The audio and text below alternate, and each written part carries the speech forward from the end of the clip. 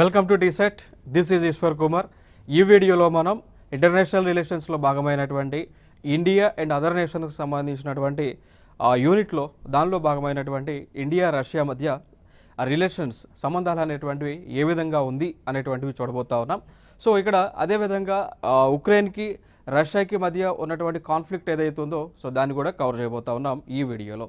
So చూడవచ్చు ఇక్కడ India Russia relations అనేటువంటిది. సో మ్యాప్లో మనం చూసుకున్నట్లయితే భారతదేశం ఇక్కడ ఉంటుంది, సో రష్యా అనేటువంటిది ఉంటుంది. సో ప్రపంచంలోనే అతిపెద్ద దేశంగా చెప్పొచ్చు రష్యా, ఈ ప్రాంతం అంతా కూడా. ఇంకొక అంశం ఏంటి అంటే ఈ రష్యా అనేటువంటిది రెండు కాంటినెంట్స్లో, అది ఒక పక్క ఏషియా కాంటినెంట్లో, ఇంకో పక్క యూరోప్ కాంటినెంట్లో, సో రెండు కాంటినెంట్స్కి రెండు ఖండాలకి స్ప్రెడ్ అయినటువంటి దేశం, ఏకైక దేశంగా మనం చెప్పుకోవచ్చు రష్యా కూడా, రష్యాని. So Russia is the biggest country in the world. So రెండు ప్రాంతాలకి రెండు ఖండాలకి స్ప్రెడ్ అయినటువంటి దేశం రష్యా. ఇంకొక అంశం ఇక్కడ ఈ దేశం అనేటువంటిది కమ్యూనిస్ట్ దేశం. ఇండియానేమో డెమోక్రటిక్ కంట్రీగా మనం చెప్తున్నాం, సో ఇక్కడ రష్యానేమో కమ్యూనిస్ట్ కంట్రీ. అయినప్పటికీ కూడా రెండు దేశాల మధ్య సంబంధాలు అనేటువంటివి చాలా స్ట్రాంగ్గా ఉన్నాయి. సో చూద్దాం ఇక్కడ. సో మ్యాప్ చూస్తే ఇది రష్యా యొక్క మ్యాప్. ఒక పక్కేమో ఏషియా ఉంటుంది, ఒక పక్కేమో యూరోప్ అయితే ఉంటుంది. సో రెండు ఖండాలు కూడా ఉంటాయి దీనిలో. సో అయితే మరి రెండు దేశాల మధ్య ఈ యొక్క సంబంధాలు అనేటువంటివి, రిలేషన్స్ అనేటువంటివి ఎప్పుడు ప్రారంభమైనాయి అనేటువంటిది చూస్తే ఇక్కడ ఆ టైంలో 1971లో, సో మన భారతదేశానికి ఆ టైంలో పీఎంగా ఉన్నటువంటి వ్యక్తి శ్రీమతి ఇందిరాగాంధీ గారు రష్యా దేశానికి పర్యటనకు వెళ్ళారు. సో వెళ్ళిన తర్వాత ఆ దేశంలో ఒక ఒప్పందం చేసుకున్నారు. దాన్నే treaty of peace and friendship అంటాం. సో ఇది ఆగస్టు 1971లో చేసుకోవడం జరిగింది.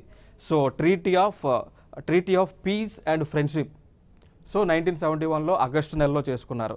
సో దీని రిజల్ట్గానే ఈ యొక్క ఒప్పందం అనేటువంటిది భారతదేశానికి చాలా చాలా హెల్ప్ చేయడం జరిగింది. ఎప్పుడు 1971లో ఇండియాకి పాకిస్తాన్, బంగ్లాదేశ్, అంటే ఇండియా బంగ్లాదేశ్ ఒక పక్క, పాకిస్తాన్ చైనా ఒక పక్క ఉంది, సో అమెరికా ఒక పక్క ఉంది. సో ఈ టైంలో ఈ ఒప్పందం చేసుకోవడం ద్వారా భారతదేశానికి రష్యా సపోర్ట్ చేసింది. క్లియర్ కదా, ఇది ఒక ముఖ్యమైనటువంటి ఒప్పందం రెండు దేశాల మధ్య ఉన్నది. ఇక దీని ద్వారానే ఈ ఫ్రెండ్షిప్ అనేటువంటిది, మైత్రి అనేటువంటిది 1971 నుంచి ఇప్పటికీ కూడా కంటిన్యూ అవుతూ ఉంది. ఇంకోటి భారతదేశం కూడా రష్యాతో ఆ ఫ్రెండ్షిప్ అనేటువంటిది కంటిన్యూ చేస్తూ ఉంది ఇన్ టర్మ్స్ ఆఫ్ ఎకనామిక్ ఆస్పెక్ట్స్లో కానీ, ఆర్థికపరమైనటువంటి అంశాలలో కానీ, రక్షణ రంగానికి సంబంధించినటువంటి అంశాలలో ఇక్కడ స్టిల్ ఇండియా కూడా రష్యాకి సపోర్ట్ చేస్తూ ఉంది. ఇదొక ఇంపార్టెంట్. ఇక దాని తర్వాత ఇంకొక ఫర్దర్గా treaty of friendship and cooperation చేసుకున్నారు. ఆ యొక్క treaty of friendship and cooperation అనేటువంటి ఆ యొక్క ట్రీటీ ఏదైతుందో దీన్ని జనవరి 1993లో చేసుకోవడం జరిగింది. ఇంకా దీని ద్వారా జరిగినటువంటి అంశం ఏంటి అంటే ఈ యొక్క రిలేషన్స్ అనేటువంటివి ఇంకా స్ట్రాంగ్ అవ్వడం జరిగింది రెండు దేశాల మధ్య కూడా. సో 1993లో చేశారు. దాని తర్వాత ఇంకొక అగ్రిమెంట్ మనం మాట్లాడుకోవాల్సి వస్తే military technical cooperation agreement in 1994లో చేశారు.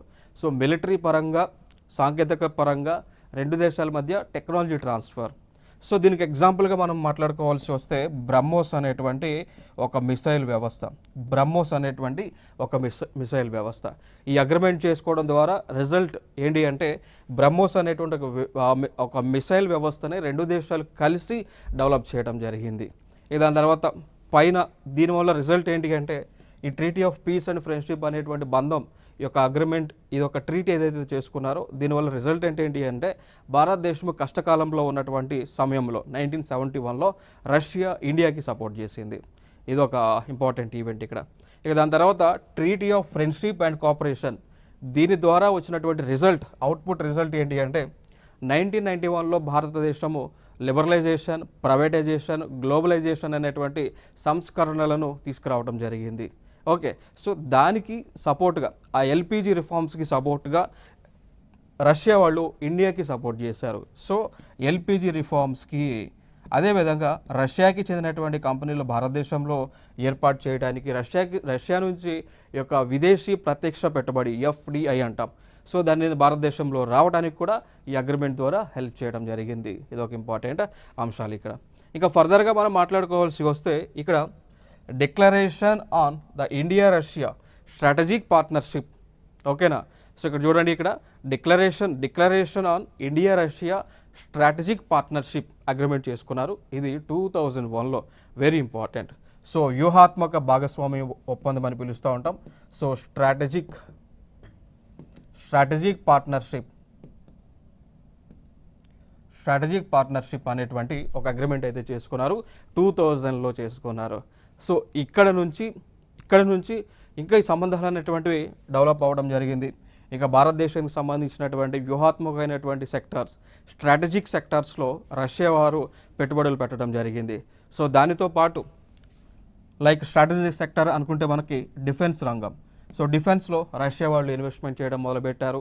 స్పేస్కి సంబంధించి, అంతరిక్షానికి సంబంధించి అదేవిధంగా ఇంకా శాటిలైట్స్ని డెవలప్ చేయడానికి ఇంకా దాని తర్వాత ఈ లాంచ్ వెహికల్స్ని డెవలప్ చేయడానికి ఈ రష్యా వారు సపోర్ట్ చేయడం జరిగింది భారతదేశానికి. ఇక దాని తర్వాత 2000లో ఇంకా అప్గ్రేడ్ చేస్తూ రష్యాకి ఇంకా ఎక్కువ ఇంపార్టెన్స్ ఇస్తూ మళ్ళీ రెండు దేశాల మధ్య special and privileged strategic partnership జరిగింది 2010లో. సో ఈ అగ్రిమెంట్ అనేటువంటిది ఈ యొక్క అగ్రిమెంట్ అనేటువంటిది ఏ రెండు దేశాలకు జరగలేదు, ఇంకా ఇండియా రష్యాకి తప్ప ఇంకా ఇతర ఏ దేశాలతోనూ కూడా భారతదేశం ఈ విధంగా అగ్రిమెంట్ అనేటువంటిది చేసుకోలేదు. సో చూడవచ్చు ఇక్కడ special and privileged strategic partnership 2010లో చేసుకోవడం జరిగింది. సో దీని ద్వారానే అగ్రిమెంట్ ద్వారానే రష్యా ఇండియాకి కావాల్సినటువంటి క్రూడ్ ఆయిల్ని, సో భారతదేశానికి కావాల్సినటువంటి క్రూడ్ ఆయిల్ని అతి తక్కువ రేటుకి సరఫరా చేస్తూ ఉంది. సో ఈ అగ్రిమెంట్ ద్వారా ఏం జరిగింది అండి, భారతదేశానికి కావాల్సినటువంటి డిఫెన్స్ ఎక్విప్మెంట్స్ని రష్యా వాళ్ళు ఇస్తూ ఉన్నారు. ఫర్ ఎగ్జాంపుల్గా మనం చెప్పుకోవాలి అంటే డిఫెన్స్కి సంబంధించి S-400 అనేటువంటి ఒక ఎయిర్ డిఫెన్స్ సిస్టమ్ ఈ అగ్రిమెంట్ ద్వారా భారతదేశానికి రష్యా వాళ్ళు ఇవ్వటం జరిగింది. ఇది ఒక ఇంపార్టెంట్ ఘట్టంగా మనం మాట్లాడుకోవాలి. స్పేస్ పరంగా మనం చూసుకోవాల్సి వస్తే స్పేస్ సాంకేతికతకి సంబంధించి భారతదేశంలో శాటిలైట్ డెవలప్ చేయడానికి కావాల్సినటువంటి టెక్నాలజీని, దాంతోపాటు జియోసింక్రనస్ లాంచ్ వెహికల్ అని పిలుస్తూ ఉంటాం, GSLV. సో GSLVలో Mark 3 అని చెప్పేసి ఉంటుంది. GSLVలో Mark 3 అని చెప్పేసి లైక్ మనకి లాంచ్ వెహికల్స్ ఉంటాయి. సో వాటిని డెవలప్ చేయడానికి కూడా రష్యా వాళ్ళు సపోర్ట్ చేయడం జరిగింది. ఇది ఒక అంశం. ఇంకా దాని తర్వాత క్రూడ్ ఆయిల్ కూడా రష్యా వాళ్ళు భారతదేశానికి ఇస్తూ ఉన్నారు. మనందరికీ తెలుసు భారతదేశంలో 4 ప్లేసెస్లో ఈ యొక్క క్రూడ్ ఆయిల్ని భారతదేశం అంటే లైక్ దాన్ని స్టోర్ చేస్తూ ఉంది. దాన్ని ఏమంటాము అంటే స్ట్రాటజిక్ పెట్రోలియం రిజర్వ్స్ అంటాం. ఓకే, సో ఈ భారతదేశంలో 4 ప్లేసెస్లో ఉన్నాయండి. ఫర్ ఎగ్జాంపుల్గా తీసుకున్నట్లయితే కర్ణాటక రాష్ట్రంలో పాడూరు అనేటువంటి ఒక ప్లేస్ ఉంటుంది కర్ణాటకలో. దాని తర్వాత మంగళూరు అనేటువంటి ఒక ప్లేస్ ఉంటుంది కర్ణాటకలో. దాని తర్వాత ఆంధ్రప్రదేశ్లో విశాఖపట్నం అనేటువంటి ఇంకొక ప్లేస్ ఉంటుంది. ఆంధ్రప్రదేశ్లోనే విశాఖపట్నం అనేటువంటి ఒక ప్లేస్ ఉంటా ఉంది. సో ఈ ప్లేసెస్లో ఇక మన క్రూడ్ ఆయిల్ అనేటువంటిది స్టోర్ చేస్తూ ఉన్నాం. సో దానికి కావాల్సినటువంటి ఆ క్రూడ్ ఆయిల్ ఏదైతే ఉందో రష్యా ఇస్తూ ఉంది. అఫ్కోర్స్ యునైటెడ్ అరబ్ ఎమిరేట్స్ అనేటువంటి ఒక దేశం కూడా ఇస్తూ ఉంది, దాంతోపాటు రష్యా కూడా ఇస్తూ ఉంది. సో ఇవి ఎక్కువగా మనకి గుర్తుపెట్టుకోవాల్సినటువంటి అంశాలు. దాని తర్వాత ఎనర్జీ సెక్యూరిటీ పాయింట్ ఆఫ్ వ్యూలో రెండు దేశాల మధ్య చూసుకున్నట్లయితే రష్యా వాళ్ళు భారతదేశంలో న్యూక్లియర్ పవర్ ప్లాంట్ని ఏర్పాటు చేయడానికి సహాయ కార్యక్రమాలు అనేటువంటివి అందించారు. ఫర్ ఎగ్జాంపుల్గా తీసుకుంటే Kudankulam nuclear power plant so Tamil Nadu రాష్ట్రంలో ఉంటుంది.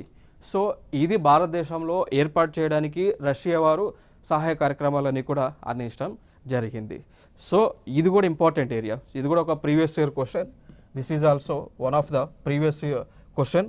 సో ఆ క్వశ్చన్ ఏంటి అంటే ఇటీవల వార్తల్లో నిలిచినటువంటి కుడన్కులం న్యూక్లియర్ పవర్ ప్లాంట్ అనేటువంటిది ఏ దేశ భాగస్వామ్యంతో భారతదేశం తమిళనాడు రాష్ట్రంలో ఏర్పాటు చేసింది అని గతంలో అడిగినటువంటి క్వశ్చన్. సో ఆన్సర్ ఏమవుతుంది? రష్యా అండి. ఆన్సర్ ఏమవుతుంది? So Russia. సో ఏ ప్రాంతంలో ఏర్పాటు చేశారు? ఏ రాష్ట్రంలో ఏర్పాటు చేశారు? తమిళనాడు అనేటువంటి ప్రాంతంలో కుడన్కులం న్యూక్లియర్ పవర్ ప్లాంట్ని ఏర్పాటు చేయడం జరిగింది. ఇదొక ఇంపార్టెంట్. ఇక దాని తర్వాత చూసుకున్నట్లయితే మోస్ట్ ఇంపార్టెంట్గా మనం డిస్కస్ చేయాల్సినటువంటి అంశాలు, భారతదేశం కూడా గుర్తుపెట్టుకోవాల్సినటువంటి అంశాలు S-400 ట్రంప్ మిసైల్ సిస్టమ్ అండి. S-400 ట్రంప్ మిసైల్ సిస్టమ్ని రష్యా భారతదేశానికి ఇవ్వడం జరిగింది. అఫ్కోర్స్ మనకైతే ఫ్రీగా అయితే ఇవ్వలేదు, మనం పర్చేస్ చేసాం, కొన్నాము. బట్ ఆ టెక్నాలజీని అమ్మేవాళ్ళు కూడా కావాలి కదా, అమ్మారు. సో S-400 అనేటువంటి ఒక ఎయిర్ డిఫెన్స్ వ్యవస్థని రష్యా దేశము భారతదేశానికి అమ్మటం జరిగింది. సో మనం పర్చేస్ చేసాం. సో వీటిని మనం కొనుగోలు చేసాం. ఎక్కడ డిప్లాయ్ చేసాము అంటే, ఫర్ ఎగ్జాంపుల్ భారతదేశంలో ఈ పక్క మనకి పాకిస్తాన్ అనేటువంటి ఒక దేశం ఉంటుంది, ఈ పక్క చైనా అనేటువంటి ఒక దేశం ఉంటుంది. సో పాకిస్తాను, చైనా రెండు దేశాలకి బోర్డర్ ప్రాంతాలు ఏవైతున్నాయో ఇక్కడ S-400 అనేటువంటి వ్యవస్థని మనం డిప్లాయ్ చేయడం జరిగింది. ఈ ప్లేసెస్లో ఈ యొక్క S-400 అనేటువంటి వ్యవస్థని మనం డిప్లాయ్ చేయడం జరిగింది. క్లియర్? ఇక్కడ వరకు క్లియర్ కదా. నెక్స్ట్ అంశం, S-400 యొక్క విశిష్టత ఏంటి అంటే, ఇప్పుడు మీరు ఇక్కడ ఫొటోస్ చూడండి, ఈ విధంగా ఉందా? ఇక్కడ ట్రక్స్ ఉన్నాయా? దాని వెనకాల ఈ ట్రక్స్ లేపిన తర్వాత ఇక్కడ మీకు బూస్టర్స్ కనిపిస్తూ ఉన్నాయా? వీటి ద్వారా మిసైల్స్ అనేటువంటివి లాంచ్ అవుతాయండి. సో ఏదైతే ఈ వెహికల్ కనుక ఒక ప్లేస్లో పెడితే దాని చుట్టూ దాదాపు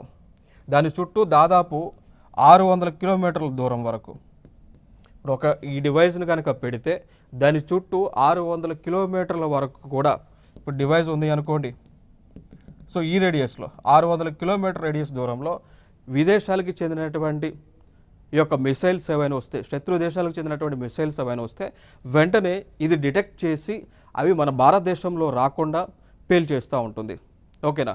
సో ఈ వ్యవస్థ, సో ఏ దేశానికి చెందినటువంటిదైనా, రష్యా లైక్ చైనా నుంచైనా, పాకిస్తాన్ నుంచైనా, ఇంకే దేశం నుంచైనా భారతదేశంలోకి మిసైల్ వస్తే, బాంబ్స్ వస్తే వెంటనే డిటెక్ట్ చేసి వాటిని గాలిలోనే ధ్వంసం చేసేటువంటి టెక్నాలజీ రష్యా వారు భారతదేశానికి ఇవ్వటం జరిగింది. సో దీనిలోనే మనం చూడవచ్చు, లైక్ మ్యాక్సిమం డిటెక్షన్ రేంజ్ 600 కిలోమీటర్లు, maximum altitude 30 kilometres and maximum target speed 4.8 kilometres per second. So target engaged simultaneously 36 అండి. సో ఇక్కడ ఏం చెప్తున్నారు అంటే, దీనికి ఉన్నటువంటి కెపాసిటీ ఏంటి అంటే, ఏకకాలంలో 36 మిసైల్స్ మన భారతదేశానికి వచ్చినా కానీ వీటిని ఛేదించగలదు. సో ఈ యొక్క వ్యవస్థ, ఈ యొక్క S-4 అనేటువంటి మిసైల్ సిస్టమ్, ఇది ఒక ఇంపార్టెంట్. సో ఈ కోవలోనే అమెరికాకు తహాడ్ అనేటువంటి సిస్టమ్ ఉంటుంది.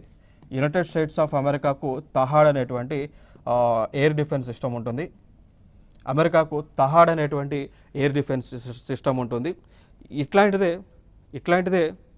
ఇజ్రాయెల్ దేశానికి కూడా ఈ వ్యవస్థ అనేటువంటిది ఉంది. ఇట్లాంటిదే ఇజ్రాయెల్ అనేటువంటి దేశానికి కూడా ఇట్లాంటి టెక్నాలజీ ఉంది. దాన్ని ఐరన్ డోమ్ టెక్నాలజీ అంటాం. దాన్ని ఏమని పిలుస్తున్నామండి? Iron dome technology. Okay, so iron dome technology ఉంది. క్లియర్? సో వీటన్నిటికంటే పవర్ఫుల్ ఏది? S-400.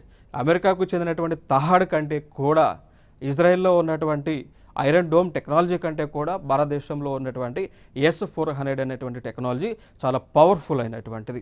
ఈ అంశం ఇక్కడ మనం గుర్తుపెట్టుకోండి. ఇక దాని తర్వాత చూసుకున్నట్లయితే ఇండియాకి రష్యాకి మధ్య ఇంకొక డిఫెన్స్కి సంబంధించినటువంటి అగ్రిమెంట్ ఉంది. అది ఏంటి అంటే బ్రహ్మోస్ అనేటువంటి మిసైల్ డెవలప్మెంట్ సంబంధించి. బ్రహ్మోస్, సో పేరు చూడొచ్చు మనకి, పేరు దీనికి ఈ పేరు, ఆ మిసైల్ సిస్టమ్కి ఈ పేరు పెట్టడానికి గల ఒక విశిష్టత ఉంది. ఏమిటి ఆ విశిష్టత అంటే, ఫర్ ఎగ్జాంపుల్ ఇది భారతదేశం, ఇండియా అని అనుకుంటే, సో ఇక్కడ మనకి టిబెట్ పరిసరాల ప్రాంతాల్లో ఒక నది ప్రవహిస్తూ ఉంది. ఒక నది జన్మించింది మానసరోవర్ దగ్గర. ఒక నది అనేటువంటిది జన్మించింది. సో దాన్నే మనము ఆ దేశంలో టిబెట్లో యార్లంగ్ సాంగ్పో అంటాం. టిబెట్లో యార్లంగ్ సాంగ్పో అని పిలుస్తాం. అదే నది భారతదేశంలోకి వచ్చిన తర్వాత అదే నది భారతదేశంలోకి అరుణాచల్ ప్రదేశ్ మీదుగా ఎంటర్ అవుతుంది. ఇక్కడ జన్మించినటువంటి నది అరుణాచల్ ప్రదేశ్ మీదుగా భారతదేశంలోకి ఎంటర్ అవుతుంది. దాన్ని మనం ఏమని పిలుస్తాము అంటే బ్రహ్మపుత్ర అని చెప్పేసి, బ్రహ్మపుత్ర నది అని చెప్పేసి పిలుస్తూ ఉంటాం. క్లియర్, బ్రహ్మపుత్ర నది ఇండియాకి చెందింది. సో ఇట్లానే రష్యాలోనే ఒక అతిపెద్ద నది, ముఖ్యమైనటువంటి నది, పవిత్ర నదిగా పిలుచుకునేటువంటి నది ఉంటుంది. దాని పేరే మాస్కో అనేటువంటి నది. దాని పేరే మాస్కో అనేటువంటి నది. ఓకే, సో మాస్కో అనేటువంటి నది, river Brahmaputra, river Brahmaputra. So బ్రహ్మపుత్రలో ఉన్నటువంటి బ్రహ్మను తీసుకొచ్చి, బ్రహ్మపుత్రలో ఉన్నటువంటి బ్రహ్మను ఇక్కడి నుంచి తీసుకొచ్చి రష్యాలో మాస్కో నది ఏదైతే పిలుస్తూ ఉన్నామో ఆ మాస్కోని 2 పదాలు కలిపి బ్రహ్మోస్ అనేటువంటి మిసైల్ తయారు చేశారు. అర్థమైంది కదా. సో బ్రహ్మపుత్రలో బ్రహ్మ, మాస్కో నదిలో మాస్కోలో Mos. So BrahMos. Clear. So 2 నదులు. సో ఇది విశిష్టత అనమాట. ఇది విశిష్టత, మనం గుర్తుపెట్టుకోవాల్సినటువంటి అంశాలు. దాంతోపాటు ప్రీవియస్ ఇయర్ క్వశ్చన్ కూడా, పీవైక్యూ కూడా. సో మిసైల్ అంటే 2 దేశాలు కలిసి డెవలప్ చేసి ఉన్నాయి. ఇదే మిసైల్ని మనము మన భారతదేశంలో భారతదేశం తయారు చేస్తూ ఉంది కదా. సో దీనిని ఫిలిప్పైన్స్ అనేటువంటి ఒక దేశం కొనుగోలు చేస్తూ ఉంది. భారతదేశం తయారు చేసినటువంటి బ్రహ్మోస్ అనేటువంటి ఒక మిసైల్స్ని ఫిలిప్పైన్స్ అనేటువంటి ఒక దేశము కొనుగోలు చేస్తూ ఉంది. నెక్స్ట్ అంశం మల్టీలేటరల్ ఎంగేజ్మెంట్. సో చూసుకున్నట్లయితే ఇండియా, రష్యా కలిసి కొన్ని సంస్థలు, కొన్ని కూటమిలలో సభ్యులుగా ఉన్నాయి. ఫర్ ఎగ్జాంపుల్గా తీసుకుంటే ఐక్యరాజ్య సమితిలో, యునైటెడ్ నేషన్స్ ఆర్గనైజేషన్స్లో 2 దేశాలు కూడా మెంబర్సే. దాని తర్వాత G20లో, సో గ్రూప్ ఆఫ్ 20 నేషన్స్ అంటాం, గ్రూప్ ఆఫ్ 20 మెంబర్స్. సో దీనిలో కూడా ఇండియా, రష్యా మెంబర్స్గా ఉన్నాయి. దాని తర్వాత బ్రిక్స్ అంటాం, పేరులోనే ఉంటుంది. బ్రిక్స్ అంటే బ్రెజిల్ అని, ఆర్ అంటే రష్యా అని, ఐ అంటే ఇండియా అని, సి అంటే చైనా అని, ఎస్ అంటే సౌత్ ఆఫ్రికా. పేరులోనే ఉంది, చూసారు కదా. రష్యా ఉంది, ఇండియా ఉంది. సో అట్లా బ్రిక్స్ కూటమిలో కూడా ఇండియా, రష్యా మెంబర్స్గా ఉన్నాయి. ఇదొక అంశం. దాని తర్వాత ఇంకొకటి షాంఘై కోఆపరేషన్ ఆర్గనైజేషన్ అంటాం. షాంఘై కోఆపరేషన్ ఆర్గనైజేషన్ అంటాం. సో చైనా వాళ్ళు ఏర్పాటు చేస్తారు. దీనిలో కూడా ఇండియా, అదేవిధంగా రష్యా మెంబర్స్గా అయితే ఉండటం జరిగింది. ఇదొక ఇంపార్టెంట్ ఇక్కడ. ఇంకా ఫర్దర్గా మనం మాట్లాడుకోవాల్సి వస్తే బ్రిక్స్ ఏదైతే ఇప్పుడు కూటమి జరగబోతా ఉందో, బ్రిక్స్ సమిట్ జరగబోతా ఉందో, దానికి అధ్యక్ష దేశంగా రష్యా అనేటువంటిది ఉంది. సో బ్రిక్స్కి చైర్మన్గా లేదా చైర్గా 2024 కాలానికి రష్యా అయితే ఉంది. సో ఇవి ఇంపార్టెంట్గా మీరు గుర్తుపెట్టుకోవాల్సినటువంటి అంశాలు.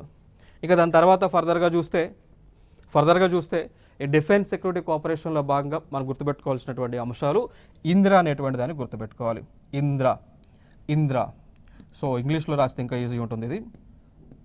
ఇంద్ర. సో ఇది ఒక సైనిక విన్యాసం. ఏ 2 దేశాల మధ్య జరిగినటువంటి సైనిక విన్యాసం చూసుకున్నట్లయితే, ఒకటి ఇక్కడ స్ప్లిట్ చేస్తే అర్థమవుతుంది. సో ఇండియా, రా. So Russia. Okay, so Russia అండి. Okay, so Russia. So India, Russia మధ్య జరిగినటువంటి సైనిక విన్యాసం వెరీ ఇంపార్టెంట్. సో దాని తర్వాత మరి ఇటీవల కాలంలో ఇంద్ర అనేటువంటి సైనిక విన్యాసం ఇటీవల కాలంలో ఏ సంవత్సరంలో జరిగింది? 2021లో.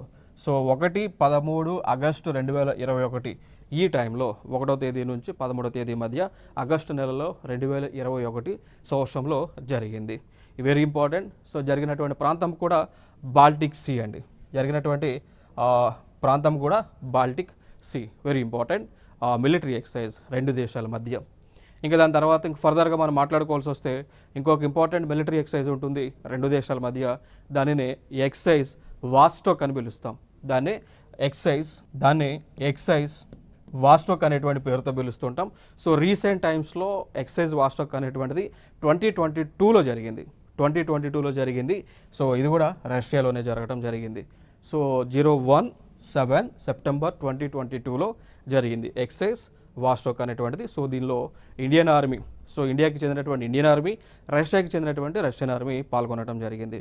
సో ఫైనల్గా ప్రధానంగా మనం గుర్తుపెట్టుకోవాల్సినటువంటి విన్యాసాలు రెండు దేశాల మధ్య ఉన్నటువంటిది, ఒకటి ఇందిరా అనేటువంటి విన్యాసాన్ని గుర్తుపెట్టుకోవాలి, రెండు వాస్టోక్ అనేటువంటి విన్యాసాన్ని గుర్తుపెట్టుకోవాలి. Indra plus Vostok very important. దాని తర్వాత ఇక్కడ నరేంద్ర మోడీ గారు జూలై నెలలో 2024 జూలైలో దేశానికి వెళ్ళారు. ఏ దేశానికి? రష్యా దేశానికి వెళ్ళారు. కోర్స్ ఆయన రష్యా దేశానికి వెళ్ళారు, ఉక్రెయిన్ దేశానికి కూడా వెళ్ళారు. సో ఉక్రెయిన్కి రష్యాకి యుద్ధం జరుగుతూ ఉంది. ప్రపంచ దేశాలన్నీ కూడా ఇండియా యొక్క స్టాండ్ ఏంటి అంటే, మీరు ఉక్రెయిన్కి సపోర్ట్ చేస్తారా, రష్యాకి సపోర్ట్ చేస్తారా అని అడుగుతూ ఉన్నారు. లైక్ యుఎస్ అడుగుతూ ఉంది, యునైటెడ్ కింగ్డమ్ కంట్రీ అడుగుతూ ఉంది, అన్ని దేశాలు కూడా లైక్ జర్మనీ కానీ ఫ్రాన్స్ కానీ అందరూ కూడా అడుగుతూ ఉన్నారు, మీరు ఉక్రెయిన్ సైడ్ ఉంటారా లేదా రష్యా సైడ్ ఉంటారని. సో మన ఇండియన్ గవర్నమెంట్ ఏం చేసింది అంటే, మేము ఉక్రెయిన్ సైడ్ ఉండం, రష్యా సైడ్ కూడా ఉండం, ఇద్దరికి కూడా సహాయ కార్యక్రమాలు మేము చేయగలిగినవి చేస్తాము. ఫైనల్గా భారతదేశం యొక్క ఎజెండా ఏంటి అంటే పీస్. మా యొక్క ఎజెండా ఏంటి అంటే శాంతి. సో ప్రపంచ శాంతిని నెలకొల్పడమే మా యొక్క ఎజెండా అనేటువంటిది భారతదేశం ప్రపంచ దేశాలు వేదికల పైన చెప్పడం జరిగింది. సో ఫైనల్గా ఇక్కడ ఏమన్నది అంటే, భారతదేశము ఉక్రెయిన్ రష్యాకి సంబంధించి యుద్ధానికి సంబంధించి మన స్టాండ్ని అడిగినప్పుడు మనం ఏమన్నాము అంటే, we're against to war, we're against to violence, we're against to destruction అని మనం చెప్పి ఫైనల్గా మనం ఏమన్నామంటే, అన్ని దేశాలు కూడా బ్రదర్హుడ్ ఫీలింగ్తో, అన్ని దేశాలు కూడా ఏకంగా ఒక తాటిపైన వచ్చి బ్రదర్హుడ్ ఫీలింగ్తో కలిగి ఉండాలి, యుద్ధం అనేటువంటిది ఉండకూడదు, పరస్పరంగా ఒకరికొకరు యొక్క అసిస్టెన్స్ అనేటువంటిది ఇచ్చుకుంటూ ఉండాలి అనేటువంటి అంశాన్ని మనం మళ్ళీ స్పష్టం చేశాం. మనందరూ తెలుసు కదా, భారతదేశంలో మహాత్మా గాంధీ గారు జన్మించి ఉన్నారు. సో ఆయన స్వతంత్రం కోసం ఫాలో అయినటువంటి సిద్ధాంతం ఏంటి అంటే నాన్ వైలెన్స్ అనేటువంటి సిద్ధాంతం. సో అదే రోజు ఆయన జన్మించినటువంటి రోజు అక్టోబర్ 2ని మనం ఇంటర్నేషనల్ నాన్ వైలెన్స్ డేగా పిలుస్తూ ఉన్నాం. క్లియర్ కదా? ఓకే. సో అట్లాంటి దేశము మరి ఏం కోరుకుంటుంది? యుద్ధం అయితే కోరుకోదు కదా, శాంతి చర్చలే కదా, పీసే కదా, లా అండ్ ఆర్డర్ మెయింటెనెన్సే కదా మనం కోరుకునేది. దాన్నే మనం స్పష్టం చేయడం జరిగింది. ఇది ఒక ఇంపార్టెంట్ అంశం ఇక్కడ. దాని తర్వాత ఇక్కడ 8th 9th జూలై 2024 ఈ టైంలో నరేంద్ర మోడీ గారు ఎందుకు మరి రష్యాకి వెళ్ళారు అంటే, అక్కడ ఒక సమిట్ జరిగింది. ఆ సమిట్ని మనం ఏమంటాము అంటే ఇండియా రష్యా యాన్యువల్ సమిట్ జరిగింది. సో దీనికి నరేంద్ర మోడీ గారు కూడా అటెండ్ అవ్వడం జరిగింది. సో చూడవచ్చు, it is continuing A time tested relation of nearly 8 decades అండి, 8 decades. So 17th meeting of PM Modi and president Putin in the last 10 years.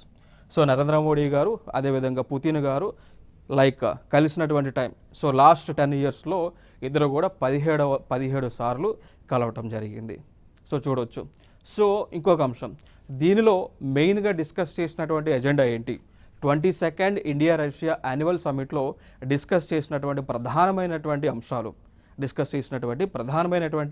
అంశాలు మనం చూసుకున్నట్లయితే, ఒకటి, రెండు దేశాల మధ్య కూడా ఈ యొక్క ద్వైపాక్షిక వాణిజ్యం, బైలేటరల్ ట్రేడ్ అంటాం, రెండు దేశాల మధ్య ద్వైపాక్షిక వాణిజ్యం అనేటువంటిది పెంచాలి. సో పెంచడానికి తీసుకోవాల్సినటువంటి తగు చర్యలు ఏంటి అని డిస్కషన్ చేశారు. ఓకేనా? సో చూడవచ్చు, India and Russia agree to increase bilateral trade to ఎంతవరకు? $100 billion మేర. ఏ లోపు? $100 billion మేర. ఎప్పటిలోపు? 2030 లోపు. ఓకేనా? 2030 లోపు అండి, 2030 లోపు. దానితో పాటు ఇంకొక అగ్రిమెంట్ కూడా వీళ్ళు చేసుకున్నారు. ఏ అగ్రిమెంట్ అంటే లోకల్ కరెన్సీ సెటిల్మెంట్ అగ్రిమెంట్ చేసుకోవడం జరిగింది. దాన్ని LCS అంటాం. లోకల్ కరెన్సీ సెటిల్మెంట్ అగ్రిమెంట్ అని పిలుస్తూ ఉంటాం. అంటే ఏంటి అంటే, ఇండియా రష్యాతో వ్యాపారం చేసినప్పుడు ఇండియన్ రూపీస్లో వారికి అమౌంట్ ఇవ్వచ్చు. రష్యా వాళ్ళు ఇండియాతో వ్యాపారం చేసినప్పుడు రష్యా కరెన్సీ ఏదైతే ఉందో ఆ కరెన్సీలో ఇండియాకి వాడు అమౌంట్ అనేటువంటిది పే చేయవచ్చు. సో ఇది ఒక ఇంపార్టెంట్ అంశం. దాని తర్వాత new connectivity routes. So India and Russia agreed on completion of new connectivity routes like Chennai Vladivostok maritime route. ఓకేనా? సో అంటే ఇండియాకి రష్యాకి మధ్య మ్యారిటైమ్ రోడ్, సముద్ర మార్గాలను ఏర్పరుస్తూ ఉన్నారు. అది చెన్నై నుంచి రష్యా వరకు. సో రష్యాలో ఉన్నటువంటి వ్లాడివాస్టాక్ అనేటువంటి ప్రాంతానికి సముద్ర మార్గం. దాని తర్వాత మనం చూసుకున్నట్లయితే ఇంకొకటి నార్థరన్ సీ రూట్ అండి. దాంతోపాటు ఇంపార్టెంట్ అయినటువంటిది అదేంటి అంటే international north south transport corridor Iran మీదుగా. ఫర్ ఎగ్జాంపుల్ ఇది ఇండియా అనుకుంటే ఈ ప్రాంతం నుంచి పక్కనే ఇరాన్ అనేటువంటి ఒక దేశం ఉంటుంది. ఇరాన్ నుంచి ఆఫ్ఘనిస్తాన్కి కనెక్టివిటీ చేస్తూ ఉన్నారు. వాళ్ళు ఆఫ్ఘనిస్తాన్ నుంచి అక్కడి నుంచి రష్యాకి కనెక్టివిటీ అనేటువంటిది చేస్తూ ఉన్నారు. ఓకేనా. సో ఇక్కడ చూడవచ్చు మీరు India, Iran, Afghanistan, Russia. So ఆ మీదుగా ట్రాన్స్పోర్ట్ కారిడార్ అనేటువంటిది డెవలప్ చేస్తూ ఉన్నారు. సో ఇది కనెక్టివిటీలో భాగంగా మనం తెలుసుకోవాల్సినటువంటి అంశం. So international north south transport corridor Iran మీదుగా వెళ్తుంది. సో ఇదొక అంశం. దాని తర్వాత increasing investment in priority areas అండి. So like important sector areas అనేటువంటి న్యూక్లియర్ ఎనర్జీకి సంబంధించి న్యూక్లియర్ టెక్నాలజీ డెవలప్మెంట్లో ఇన్వెస్ట్మెంట్ పెట్టేటువంటి కార్యక్రమం పైన వీరు డిస్కషన్స్ చేశారు. దాని తర్వాత MoUs between institutions like climate change అంటాం, పర్యావరణ మార్పు సంబంధించి. సో దానికి సంబంధించి అగ్రిమెంట్స్ అయితే చేసుకోవడం జరిగింది. Polar research, so north pole దగ్గర, సౌత్ పోల్ దగ్గర అంటే దక్షిణ ధ్రువం, ఉత్తర ధ్రువం దగ్గర రీసెర్చ్ చేసేటువంటి అంశాలపైన అగ్రిమెంట్ చేసుకున్నారు. లీగల్ ఆర్బిట్రేషన్ సంబంధించి, ఫార్మాస్యూటికల్ సర్టిఫికేషన్ సంబంధించి ఇక అగ్రిమెంట్స్ అయితే చేసుకోవడం జరిగింది. దాని తర్వాత స్ట్రీమ్ లైనింగ్ డిఫెన్స్ కోఆపరేషన్ అండి, రక్షణ రంగానికి సంబంధించి, రక్షణ ఉత్పత్తులకు సంబంధించి అగ్రిమెంట్స్ అయితే చేసుకున్నారు.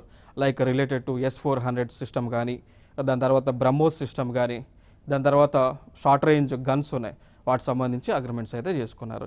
ఇది ఇంపార్టెంట్. దాని తర్వాత facilitation of Indian prime minister accepted Russia highest civilian honour ఇచ్చారు.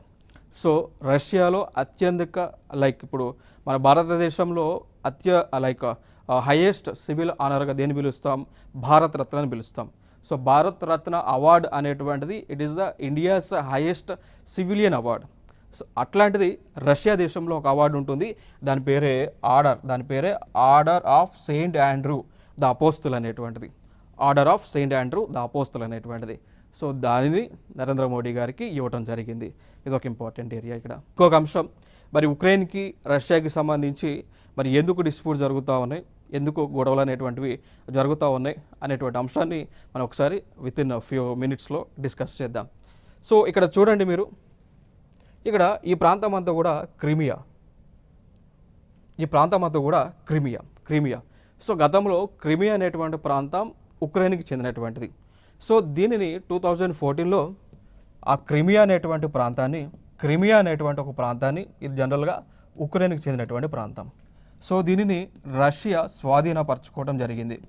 ఇప్పుడు ఫర్ ఎగ్జాంపుల్ ఎట్లా అంటే జమ్మూ అండ్ కాశ్మీర్ అది మన భారతదేశందే కదా, బట్ పాకిస్తాన్ వాళ్ళదని చెప్తా ఉంది కదా.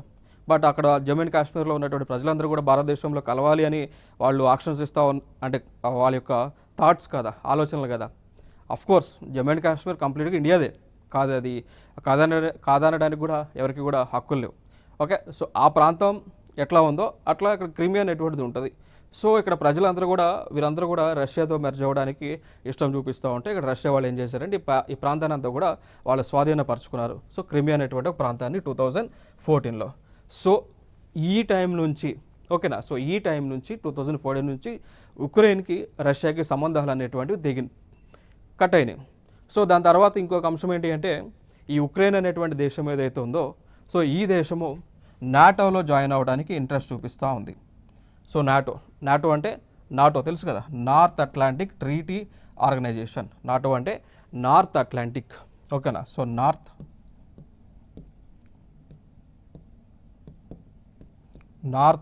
అట్లాంటిక్ ట్రీటీ ఆర్గనైజేషన్ అండి. సో ఇది United States of America lead చేస్తున్నటువంటి ఒక కూటమి. సో దీనిలో ఉక్రెయిన్ జాయిన్ అవ్వడానికి ఇంట్రెస్ట్ చూపిస్తూ ఉంది. ఇన్ కేస్ ఉక్రెయిన్ కనుక దీనిలో జాయిన్ అయ్యింది అనుకోండి, అప్పుడు రష్యాకి థ్రెట్ ఉంటుంది. కారణం ఏంటి అంటే ఆల్రెడీ ఉక్రెయిన్ అనేటువంటి ప్రాంతం నాటోలో ఉంది కాబట్టి సో అమెరికాకు చెందినటువంటి భద్రతా దళాలు ఉక్రెయిన్లోకి ప్రవేశించేటువంటి ఛాన్స్ ఉంటుంది. ఇన్ కేస్ అమెరికాకు చెందినటువంటి ట్రూప్స్ ఏవైతే ఉక్రెయిన్లోకి వస్తే దాని ద్వారా రష్యాకి థ్రెట్ అనేటువంటిది ఉంటుంది అనేటువంటి ఆలోచన రష్యా వాళ్ళు చేయడం జరిగింది. బట్ ఇక్కడ రష్యా వాళ్ళు ఉక్రెయిన్కి అలర్ట్ చేశారు, మీరు నాటోలో జాయిన్ అవ్వద్దు, కావాలి అంటే మీకు కావాల్సినటువంటి సహాయ కార్యక్రమాలన్నీ కూడా రష్యా మీకు అందిస్తూ ఉంది అని చెప్పేసి ఉక్రెయిన్కి చెప్పారు. బట్ ఉక్రెయిన్ వాళ్ళు రిజెక్ట్ చేశారు. సో దానికి సంబంధించి డిస్ప్యూట్స్ పెద్దగా ఇప్పుడు యుద్ధం అనేటువంటిది గత 2 years నుంచి కూడా జరుగుతూ వస్తూ ఉంది. సో ఇది రష్యాకి ఉక్రెయిన్కి సంబంధించినటువంటి కాన్ఫ్లిక్ట్స్. సో ఇవి ఇంపార్టెంట్గా ఇండియాకి రష్యాకి మధ్య ఉన్నటువంటి సంబంధాలు. సో నెక్స్ట్ వీడియోలో సరికొత్త అంశాలతో మీ ముందుకు రావడం జరుగుతుంది. Thank you so much.